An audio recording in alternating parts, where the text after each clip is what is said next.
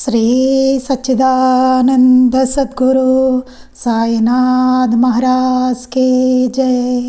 శ్రీ సచ్చిదానంద సద్గురు అలివేలు మంగమ్మ సహిత భరద్వాజ మహారాజ్ కే జై. శ్రీ సచ్చిదానంద సద్గురు నాంపల్లి బాబా మహారాజ్ కే జై.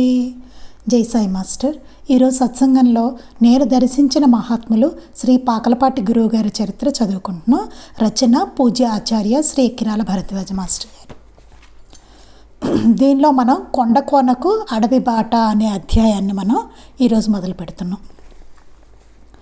బాబుగారు అవతరించడము, మన మధ్య జీవించడము, తిరిగి పరమపదించడము అన్నీ కాలనియతి ప్రకారం గతంలో భాగాలు అయిపోయాయి.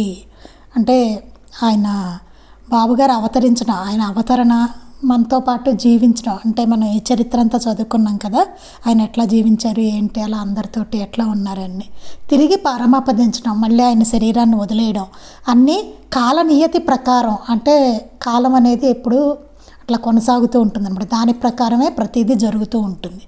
కాలనియతి ప్రకారం గతంలో భాగాలు అయిపోయాయి, అవన్నీ గతంలో భాగాలు అయిపోయాయి. అంటే ఇది ఎప్పుడు చెప్తున్నారంటే ఆయన శరీరం వదిలేసిన తర్వాత మాస్టర్ గారు మనకు చెప్తున్నారు. ఇది మనకి ఎదురయ్యే ప్రశ్న మాత్రం మనం ఏం చేయాలి. మనకు ఎదురయ్యే ప్రశ్న ఏంటి? మామూలుగా కాలం అయిపోయింది, ఆయన అవతరించేశారు, మన మధ్య జీవించారు, మళ్ళీ శరీరం వదిలేశారు కదా. ఇప్పుడు మనం ఏం చేయాలి? ఆ ప్రశ్న మాత్రం మనం ఏం చేయాలండి, మనం కూడా ఎలా తరించాలి? ఇప్పుడు బాబా అయినా అంతే కదండి, ఆయన వచ్చారు, అవతరించారు, జీవించారు, తర్వాత శరీరం వదిలే సమాధి అయిపోయారు ఆయన. కానీ ఇప్పుడు మనం ఏం చేయాలి? అదే కదా, మనం కూడా ఎలా తరించాలి? మరి మనం ఎలా తరించాలి అని చెప్పారు కదా, అట్లా ఎందుకు చేయట్లేదు మనం? అలా తరించాలి కదా.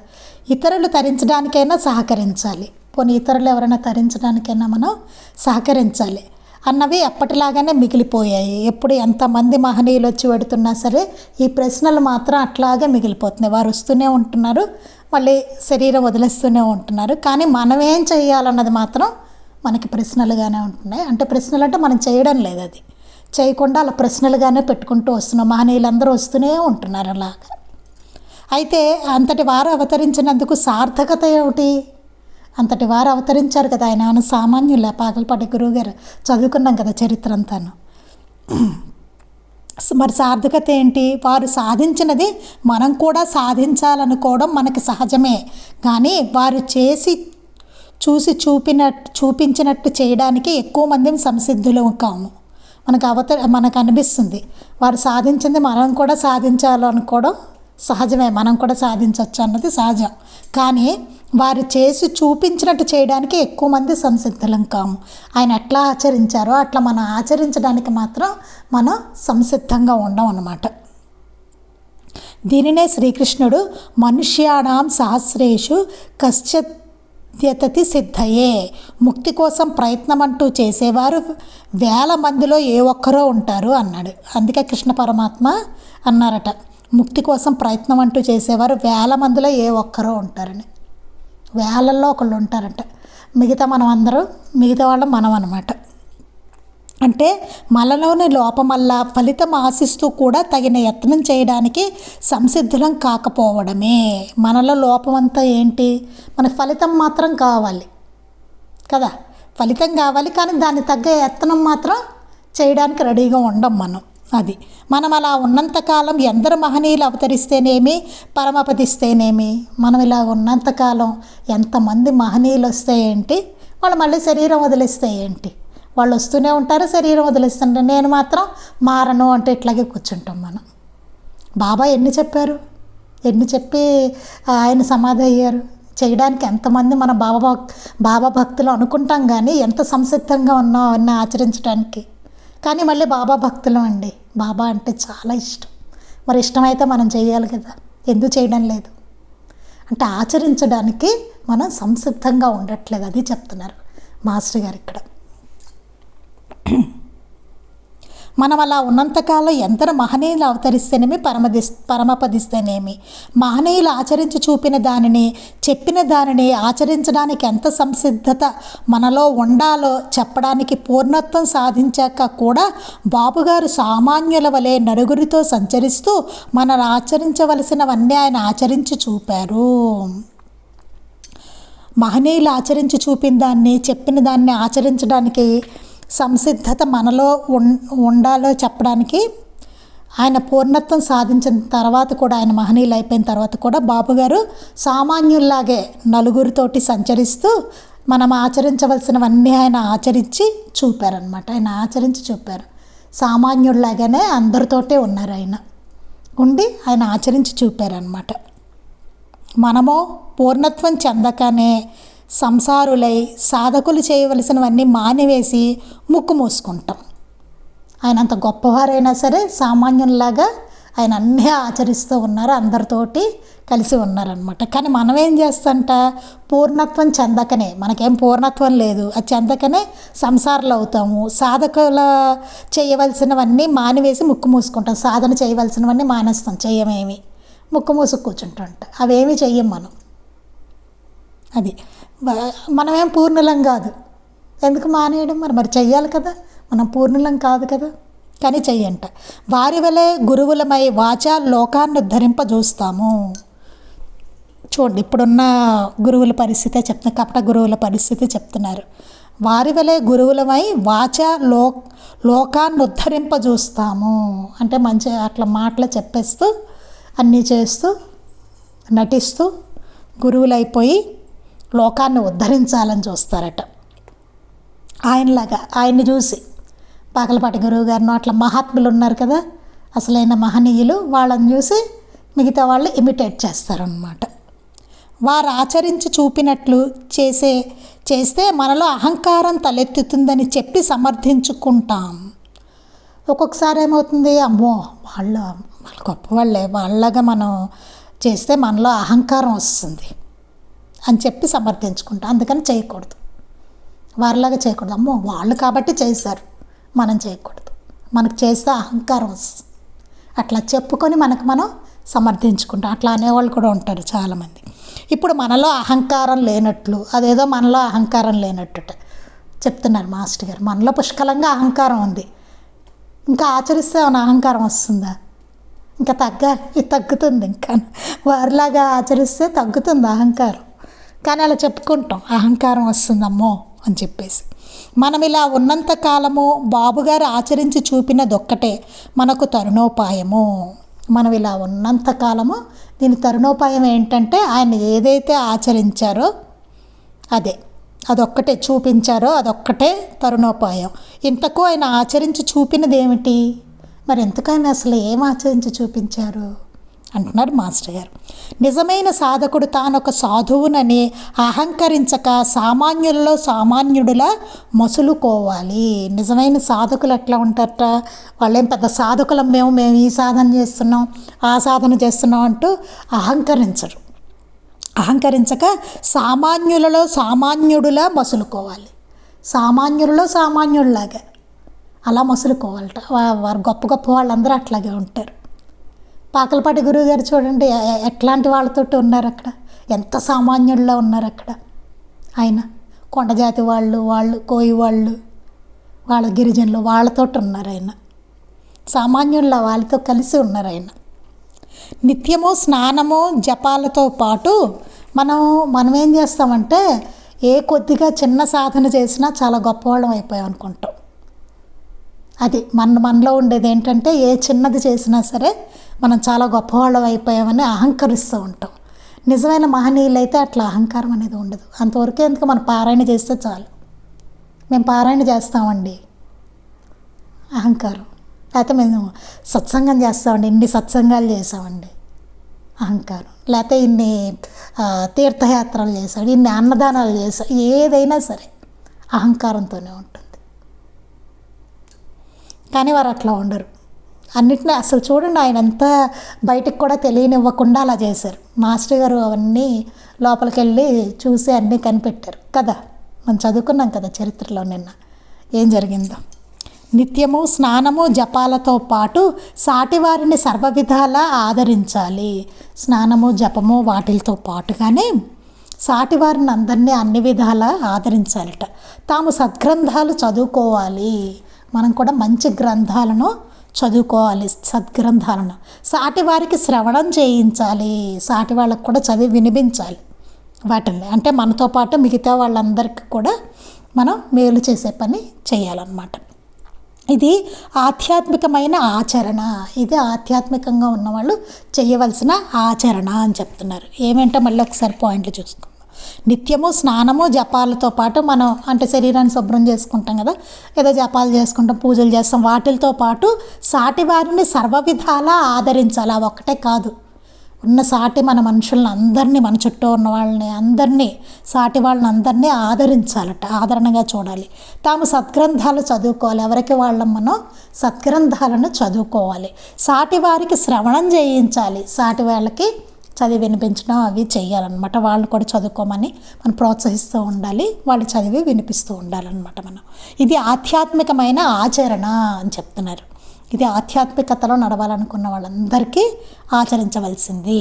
మనం స్వప్రయత్నంతోనే యథాశక్తి సాటివారికి శారీరకము మానసికము అయిన శాంతిని కల్పించే యత్నిస్తూ ఉండాలి. మన సాటి వాళ్ళందరికీ శారీరకంగాను మానసికంగాను శాంతిని వాళ్ళకి కలిగేలాగా ప్రయత్నిస్తూ ఉండాలన్నమాట. మనం ఎక్కడుంటే అక్కడ మన చుట్టూ ఉన్నవాళ్ళు ప్రశాంతంగా ఉండాలి.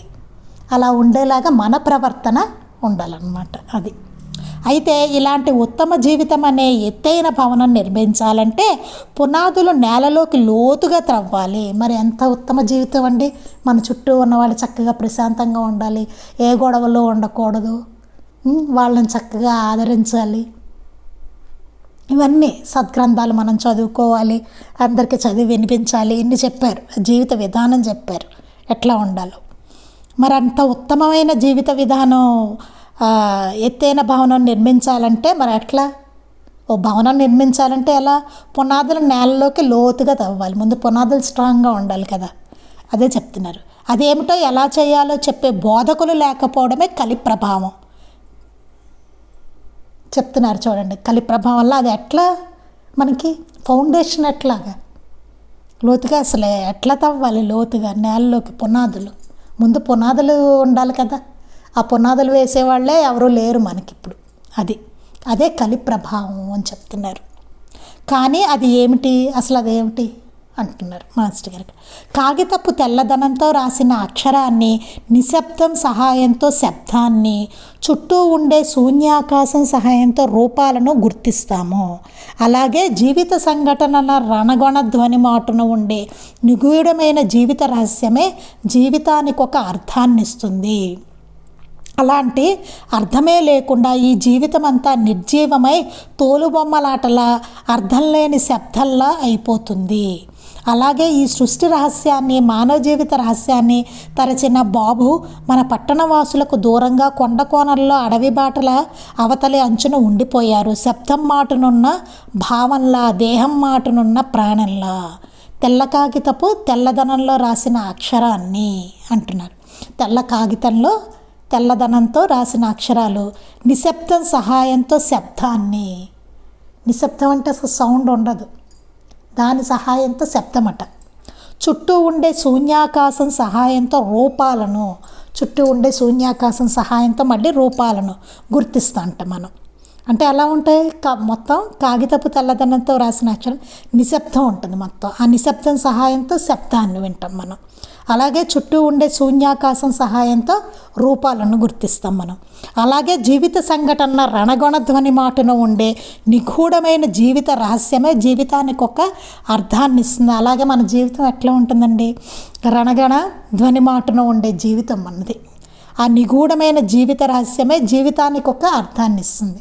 జీవిత రహస్యం అనేది ఏదైతే ఉన్నదో, ఇంత రణరణ ధ్వనిలోనూ మనకి ఆ జీవిత రహస్యం ఏదైతే ఉన్నదో అది తెలుసుకుంటేనే జీవితానికి అది అర్థాన్ని ఇస్తుంది. అలాంటి అర్థమే లేకుండా ఈ జీవితం అంతా నిర్జీవమైన తోలుబొమ్మలాటలా, అర్థం లేని శబ్దంలా అయిపోతుంది. మనం కనుక ఇలాగే కంటిన్యూ అవుతుంటే ఏమవుతుంది? అర్థమే లేకుండా జీవితం అంతా ఒక తోలుబొమ్మలాటలాగా అర్థం లేని శబ్దంలాగా అయిపోతుంది. ఆ శబ్దానికి ఏ అర్థం ఉండదు, అట్లా తయారవుతుంది. అలాగే ఈ సృష్టి రహస్యాన్ని, మానవ జీవిత రహస్యాన్ని తరచిన బాబు మన పట్టణవాసులకు దూరంగా కొండ కోనల్లో అడవి బాటల అవతలి అంచున ఉండిపోయారు. అలాగే ఈ సృష్టి రహస్యాన్ని, మానవ జీవిత రహస్యాన్ని తరచారు, ఆయన శోధించారు, సాధించారు. ఆయన సృష్టి రహస్యం తెలుసు ఆయనకి, మానవ జీవిత రహస్యాన్ని కూడా ఆయన శోధించారు, సాధించారు అన్నమాట. ఏమిటి అన్నది, మానవ జీవిత రహస్యం ఏమిటి, ఈ సృష్టి రహస్యం ఏమిటి అన్నది ఆయన కనుగొన్నారు. అలాంటి ఆయన బాబుగారు మన పట్టణ వాసులకు దూరంగా మన మధ్య ఉండకుండా, మనమేంటి రణగణ ధ్వనులతో ఉంటాం ఇప్పుడు, దూరంగా కొండ కోనల్లో అడవి బాటల అవతలి అంచున ఉండిపోయారు, అవతలే ఉండిపోయారు అన్నమాట ఆయన. ఇక మనతో కాకుండా శబ్దం మాటనున్న భావంలా, దేహం మాటనున్న ప్రాణంలా ఆయన అక్కడే ఉండిపోయారు. అంటే నిజంగా అలా ఉంటారన్నమాట అండి. ఆ రహస్యాన్ని శోధించిన వాళ్ళు అట్లా ఉంటారు, లేని మనం అందరం ఇంకో ఇట్లా ఉంటాం. అది అలాగే బాబుగారిని మనమే విషయం లోతుగా ప్రశ్నించినా ఆయన వెంటనే సమాధానం ఇయ్యక చుట్టూ ఉండే కొండలను, చెట్లను పారవస్యంతో కొంతసేపు తిలకించి ఒక అతి లౌకికమైన చిరునవ్వుతో కంటితో మన వైపు కొద్ది క్షణాలు చూచిగాని సమాధానం ఇయ్యరు. ఆయన ఎప్పుడైనా ఎవరైనా ఒక ప్రశ్న అడిగారు అనుకోండి, పాకలపాటి గురువు గారిని, ఆయన ఏం చేస్తారట, మొదట సమాధానం ఇయ్యరు, ఇయ్యక చుట్టూ ఉండే కొండలను చూస్తారట, చెట్లను చూస్తారట, ఎలాగా పారవస్యంతో కొంతసేపు చూస్తారట. ఒక అలౌకికమైన, అతిలౌకికమైన చిరునవ్వుతో ఒక నవ్వు నవ్వుతారట ఆయన. కంటితో మన వైపు కొద్ది క్షణాలు చూచిగానే సమాధానం ఇవ్వరు, మన వైపు కంటితో కాసేపు చూసి కొద్ది క్షణాలు అప్పుడు సమాధానం ఇస్తారు, అప్పుడు కానీ సమాధానం ఇయ్యరట. ఈ అనంతమైన ప్రకృతి, అందులోని ఈ ఎత్తైన కొండ కోనలు, గాలికి పారవస్యంతో తూగిపోయే చెట్లు, అచ్చటి అడవి కంటే దట్టంగా అలుముకొని ఉండే నిశ్శబ్దము, నీవడుగల ప్రశ్నలన్నిటికే కాక ఇంకా ఎంతో గంభీరమైన సత్యాలను ఎప్పుడూ చెబుతున్నాయి అన్నట్టుగా ఉంటుందన్నమాట అయింది. ఆ ప్రకృతే మనం అడిగే ప్రశ్నల కన్నా ఇంకా ఎక్కువ వాటికి సమాధానాలు చెప్తున్నాయి అన్నట్టుగా ప్రకృతి అక్కడ ఉంటుందండి. ఆ విశ్వవాణి వినడం నీవు నేర్చేది ఇంకెప్పుడు, ఆ విశ్వమే చెప్తున్న ఆ వాణి వినడం అనేది ఇంకెప్పుడు నేర్చుకుంటావు అని అంటున్నారు ఇక్కడ. వారి చూపు, నవ్వు, ఊపు అదంతా ఆయన చూపు చెప్తున్నట్టు, నవ్వు చెప్తున్నట్టు, ఆ ఊపు చెప్తున్నట్టు ఉంది అని చెప్తున్నారు. అది చూస్తుంటేనే అనిపిస్తుంది ఆయన వాటి నుండి వేరుగా ఎప్పుడూ లేరు, ఈ ప్రకృతి నుంచి ఆయన వేరుగా ఎప్పుడూ లేరు. మన భావదారిద్ర్యానికి రాయితీగా ఆయన ఆ ప్రశాంత వాతావరణం విడిచి మన పట్టణాల మధ్యకు వచ్చినా ఆయన ఆ మౌనం విడిచి మాట్లాడినట్లు మరలా సాధ్యమైనంత త్వరలో అక్కడికి పరిగెత్తవలసిందే. ఒకవేళ పట్టణానికి ఆయన వచ్చినా సాధ్యమైనంత త్వరగా మళ్ళీ ఆయన వెనక్కి వెళ్ళిపోతూ ఉంటారు. ఈ పట్టణాల్లో అక్కడ ఎక్కువ ఉండరు అనమాట. ఏదైనా పని ఉంటే చూసుకోవడం, మళ్ళీ వెనక్కి వెళ్ళిపోతారు, అసలు ఉండాలని అనుకోరు మనలాగా. కానీ ఇప్పుడు ఏమవుతాం చూడండి, పల్లెటూరుల్లో వాటిల్లో ఉన్నవాళ్ళు కూడా పట్టణాలకే వచ్చేస్తున్నారు. అది సిటీలో ఉండాలనుకుంటున్నారు, ఈ జీవితం ఏదో బాగుంటుందని. ఇందులో వారు చెప్పే మొదటి సత్యం ఒక్కటే, మానవుడు మొదట ఈ అనంత ప్రకృతిలోని జీవరాశి అంతటిలోనూ తాను కూడా ఒక అల్పప్రాణి మాత్రమేనని గుర్తుంచుకోవాలి. ఇది చాలా ఇంపార్టెంట్ అండి. అసలు మనం ఇది ఆలోచించాం, మనం చాలా అధికులం అని చెప్పి అనుకుంటూ ఉంటాం. ఎప్పుడు చాలా అల్పప్రాణులం మనం ఈ సృష్టిలో, అది గుర్తుపెట్టుకోవాల్సిన విషయం అన్నమాట. ఇందులో వారు చెప్పే మొదటి సత్యం ఒక్కటే, ఈ సత్యాన్ని గుర్తుపెట్టుకోవాలి మనం. మానవుడు మొదట ఈ అనంత ప్రకృతిలోని జీవరాశి అంతటిలోనూ తాను కూడా ఒక అల్పప్రాణి మాత్రమేనని గుర్తుంచుకోవాలి. ఈ జీవరాశి అంతటిలోనూ మనం కూడా ఒక అల్ప ప్రాణులం అంతే. ఇప్పుడు మహాత్ములకేంటి, ఆ చేమ ఎంతో మనం అంతే. కానీ మనం అలా అనుకోం, చేమ అనేసరికి అదేదో అల్పమునో మనం అధికులం అనుకుంటాం. కానీ మహాత్ములకి, భగవంతుడికి మనం ఎంతో, ఆ చేమ ఎంతో, చేమ ఎంతో మనము అంతే, అంత సమానంగా చూస్తారు. కానీ మనం ఏమనుకుంటాం, మనం చాలా ఎక్కువ, అసలు ఈ ప్రకృతిలోనే మనం చాలా ఎక్కువ అనుకుంటాం. అందుకే సాటి ప్రాణుల పట్ల మనకి ఉండదు, అట్లాంటి భావం ఉండదు మనకి. చాలా అల్పంగా చూస్తాం వాటిని, అసలు సాటి వారి పట్లే అట్లా ఉంటాం. ఇంకా సాటి మిగతా ప్రాణుల గురించి చెప్పాలా. ముక్కున ఆహారం కరుచుకొని కలుగుల వైపు బారులు తీరి పయనించే చీమలకు తమ ఇంట్లోకి అవసరమైన వస్తువులు పట్టుకొని పట్టణాల్లో ఇళ్లకు బయలుదేరే మానవులకు తేడా ఏమిటి? అదే చెప్తున్నారు ఇక్కడ, చీమలకు మనకి తేడా ఏముంది అనేసి. ముక్కున ఆహారం కరుచుకుని కలుగుల వైపు బారులు తీరి పయనించే చీమలు ముక్కున ఆహారం పెట్టుకుని వెళ్తాయట కలుగుల్లోకి. అవి వాటికేను తమ ఇంట్లోకి అవసరమైన వస్తువులు పట్టుకొని పట్టణాలలో ఇండ్లకు బయలుదేరే మానవులకు తేడా ఏంటి అంటున్నారు. ఆకలి, దప్పిక, కుటుంబము, సమాజము, బాధ్యత, నెలవు, వీటిలో ఏమి తేడా ఉన్నది? అసలు వీటిలో ఏం తేడా ఉంది అంటున్నారు. మనకు మన జీవితాలు ఎంతో వాటికి వాటి జీవితాలు అంతే కదా, అంతే కదండి. మిగతా ప్రాణులకు, జీవరాశికి మన జీవితాలు ఎంతో వాటి జీవితాలు అంతే. తేడా ఏంటి అంటున్నారు. కాకుంటే వాటికి ఈ అనంత ప్రకృతిలో తాము ఒక భాగమని గుర్తుంది. ఎంత అద్భుతమైన విషయమో చూడండి. కానీ వాటికి గుర్తుందిట, ఈ అనంత ప్రకృతిలో ఒక భాగమని గుర్తుందిట. వాటికి తాము ఒక భాగమని గుర్తుందిట అనంత ప్రకృతిలో. కానీ మనం అట్లా ఉండం. మనం అసలు గుర్తుపెట్టుకోం ఈ ప్రకృతిని, అందులో ఒక భాగం మనం అని చెప్పి అసలు అనుకోం. మనకు ఆ వివేకం లోపించింది. ఇప్పుడు ఎవరండి వివేకం? వాటికి ఉందిట వివేకం. వాటి ప్రకృతిని అనుసరించి జీవిస్తూ ఉంటాయి. కానీ మనము దానికి విరుద్ధంగా జీవించడానికి యత్నిస్తూ ఉంటాం. దాన్నే ఇంకా నాశనం చేస్తూ ఉంటాం. ప్రకృతిని సామరస్యంతో ఉండం ప్రకృతితోటి. మనకు ఆ వివేకం లోపించింది.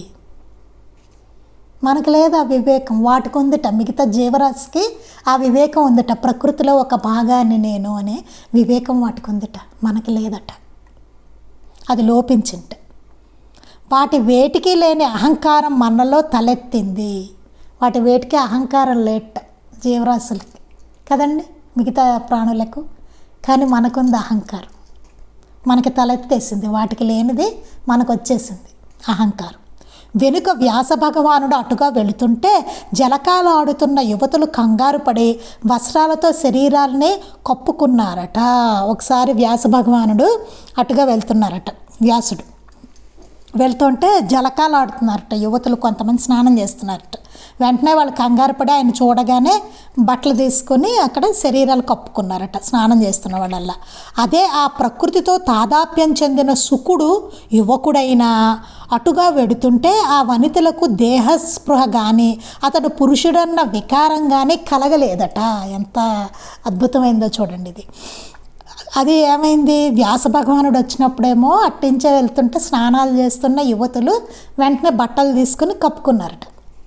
కానీ ఆ ప్రకృతితో తాదాప్యం చెందిన శుకుడు ఎట్లాంటి వాడు?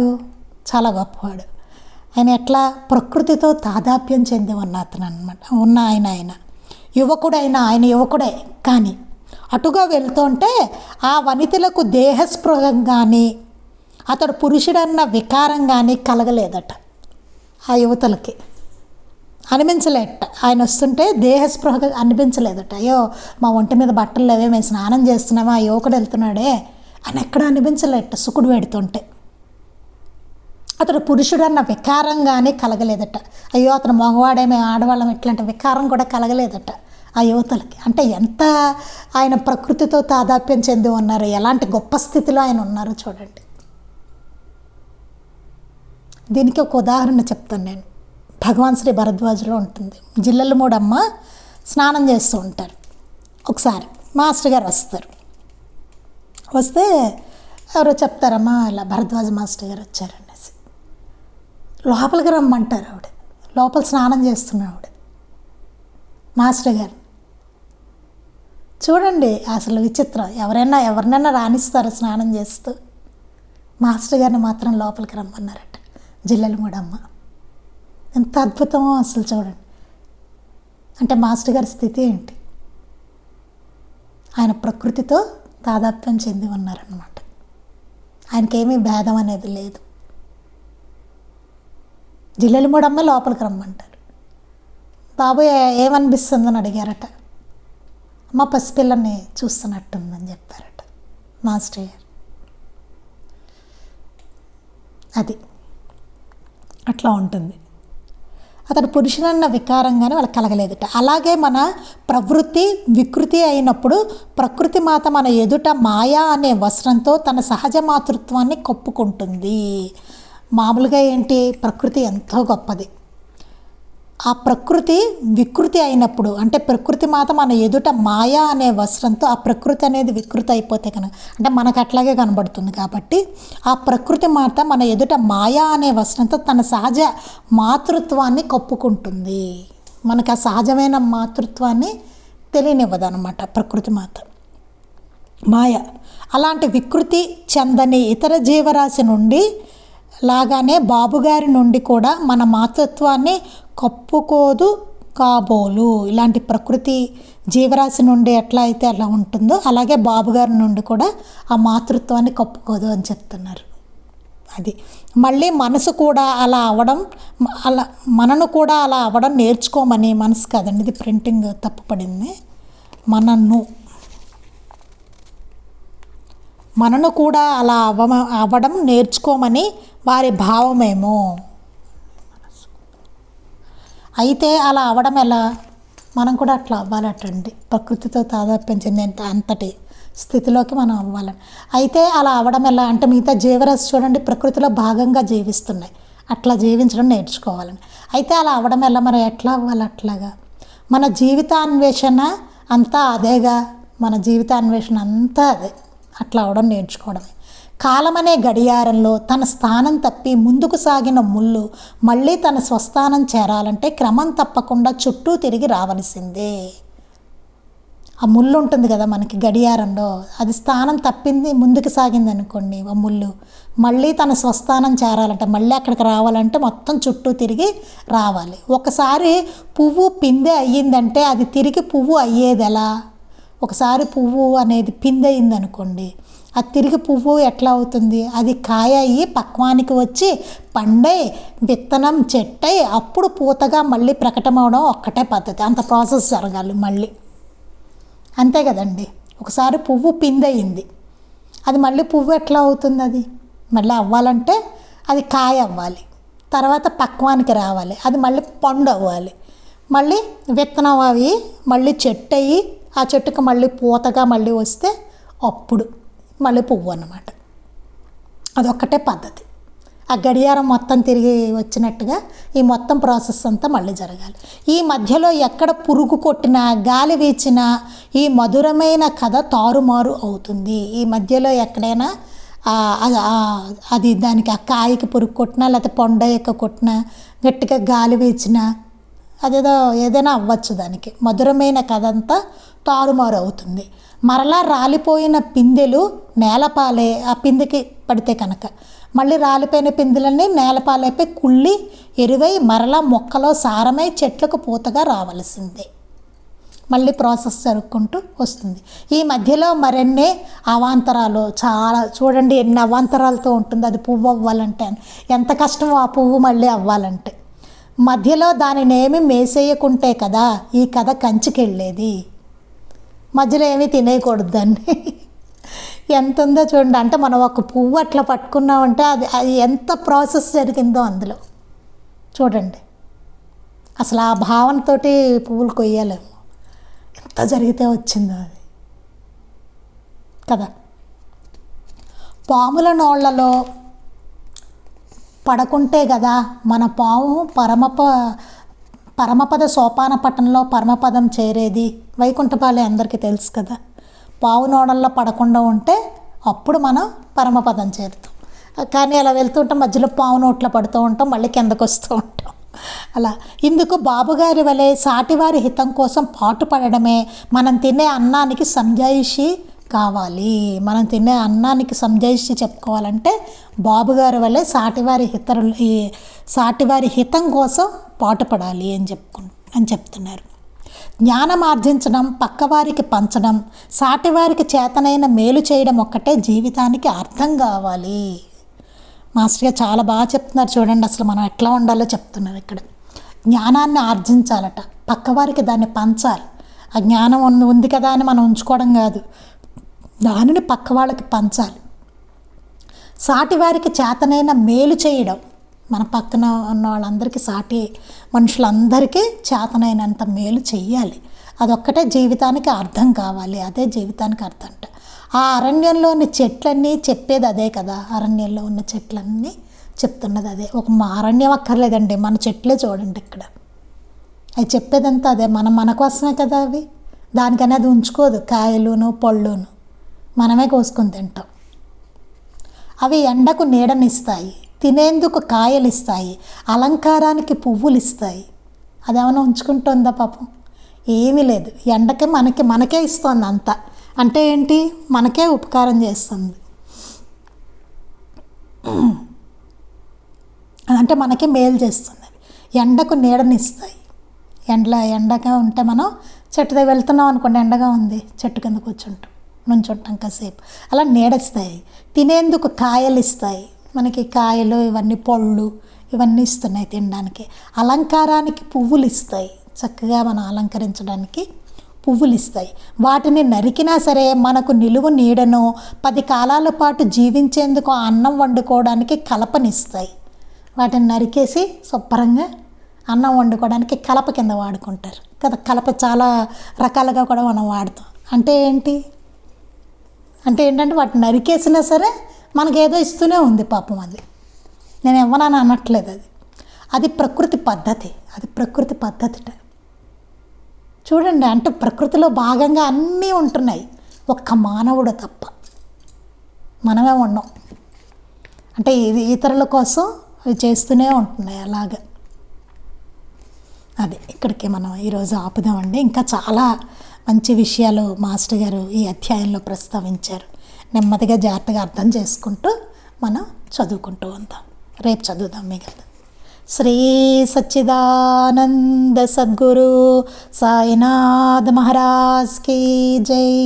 శ్రీ సచ్చిదానంద సద్గురు అలివేలు మంగమ్మ సహిత భరద్వాజ మహారాజ్ కీ జై. శ్రీ సచ్చిదానంద సద్గురు నాంపల్లి బాబా మహారాజ్ కీ జై. గురుదేవ దత్త అవధూత చింతన. లోకా సమస్తాః సుఖినో భవంతు. లోకా సమస్తాః సుఖినో భవంతు. లోకా సమస్తాః సుఖినో భవంతు. జై సాయి మాస్టర్.